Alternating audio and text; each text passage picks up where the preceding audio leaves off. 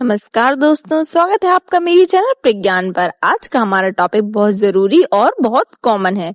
Normal delivery और C section में क्या होता है। देखिए क्या क्या फर्क है। कई बार महिलाएं पूछती हैं, क्या सी सेक्शन करवाना नुकसानदायक है या नॉर्मल डिलीवरी क्यों बेहतर मानी जाती है।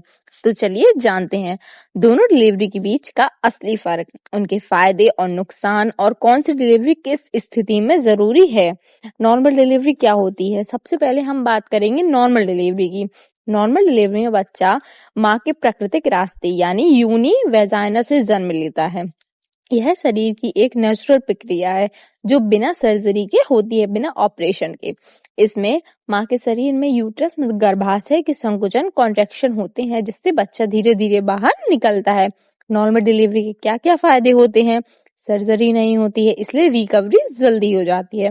माँ अगले ही दिन चल फिर सकती है। हॉस्पिटल में ठहरने का समय कम लगता है।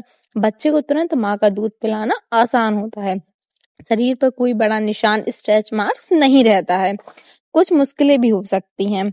लेबर पेन काफी तेज और लंबा हो सकता है। अगर बच्चा बहुत बड़ा या पोजीशन सही नहीं है तो मुश्किल हो सकती है। कभी कभी डिलीवरी के बाद टांके या पेरिनियल दर्द हो सकता है। अब जानते हैं सी सेक्शन में क्या क्या होता है। अब बात करते हैं सी सेक्शन डिलीवरी। देखिए, इसमें डॉक्टर माँ के पेट में और गर्भाशय पर एक छोटा चीरा लगाकर बच्चे को बाहर निकालते हैं, यानी यह एक सर्जिकल प्रक्रिया होती है। सी सेक्शन क्यों किया जाता है, अब जानते हैं। कई बार डॉक्टर की सलाह पर सी सेक्शन जरूरी हो जाता है, क्योंकि अगर बच्चा उल्टी पोजीशन, ब्रीच पोजीशन में हो, प्लेसेंटा नीचे हो, लो लाइंग प्लेसेंटा, बच्चा बहुत बड़ा या सिर नीचे नहीं हो, नाल गले में लिपटी हो, कॉर्ड फंस जाता है बच्चे के गले में, माँ को ब्लड प्रेशर बहुत ज्यादा या बहुत कम हो, लेबर बहुत लंबी हो जाए, या बच्चा स्ट्रेस में हो जाए, या फिर हाई रिस्क प्रेगनेंसी भी हो सकता है। सी सेक्शन के क्या क्या फायदे हो सकते हैं। देखिए, अगर कोई जटिलता हो तो माँ और बच्चे दोनों की जान बचाई जा सकती है। दर्द कम महसूस होता है क्योंकि एनेस्थीसिया दिया जाता है। डॉक्टर के कंट्रोल में डिलीवरी होती है, इसलिए रिस्क कम रहता है। लेकिन कुछ नुकसान भी हैं। रिकवरी ज्यादा जल्दी नहीं होती है, इसमें समय लग जाता है। चलने फिरने और झुकने में दिक्कत होती है। पेट के टाके और निशान रह जाते हैं। असली डिलीवरी में फिर भी सी सेक्शन की संभावना बढ़ जाती है। कभी कभी दूध आने में देरी हो सकती है। अब जानते हैं कौन सी डिलीवरी बेहतर होती है। दोनों डिलीवरी का अपना महत्व है।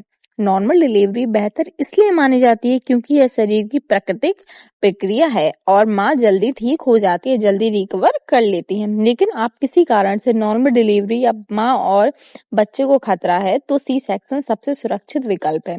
इसलिए यह कहना गलत होगा कि कोई एक डिलीवरी अच्छी या बुरी है। सही डिलीवरी वही है जो माँ और बच्चे दोनों के लिए सुरक्षित हो। डॉक्टर की सलाह क्यों जरूरी है। हर गर्भवती महिला की स्थिति अलग होती है। किसी को ब्लड प्रेशर की समस्या होती है, किसी को थायराइड, किसी की हड्डियां कमजोर होती हैं, तो किसी का बच्चा सही पोजीशन में नहीं होता है।